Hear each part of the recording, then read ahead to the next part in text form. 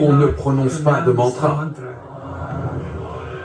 Le mantra est une invocation faite d'une série de mots. Si l'on en croit les textes védiques, les dieux auraient créé des images pour aider les hommes à mémoriser ces sons.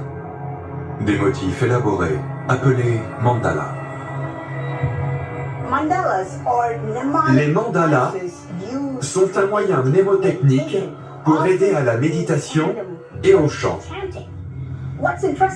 Ce qui est très intéressant, c'est qu'on en retrouve des représentations dans les temples hindous. Ils ont pour vocation de traduire le son en images géométriques. C'est ce que l'on appelle de nos jours des figures de Chladni. En 1802, Ernst Chladni, physicien allemand considéré comme étant le père de l'acoustique, publie son traité d'acoustique. Il y décrit une expérience montrant comment les fréquences sonores peuvent former d'étonnantes formes géométriques.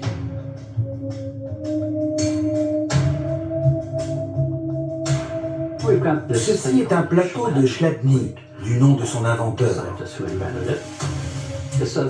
C'est une fine plaque de métal qui est mise en vibration grâce au son émis par un transducteur situé juste en dessous. On éparpille du sable sur le plateau et on diffuse un son d'une certaine fréquence. Les grains de sable se mettent à danser et vont former ces figures mathématiques circulaires. Plus on monte en hauteur de notes, plus le sable semble passer par une phase de chaos avant d'arriver à former la figure suivante. Et plus la fréquence augmente, plus les motifs sont complexes.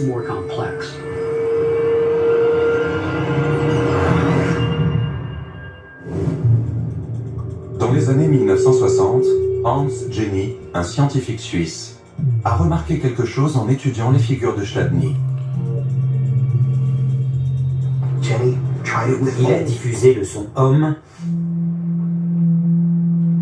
et il a vu apparaître un cercle avec un point en son centre. Ça l'a interpellé parce que l'élément fondamental que l'on retrouve dans tous les mandalas est un cercle avec un point en son centre, symbolisant le point de pivot cosmique. Ces figures formées par les fréquences sonores sont aujourd'hui appelées cymatiques. Nous sommes capables de créer des représentations visuelles du son.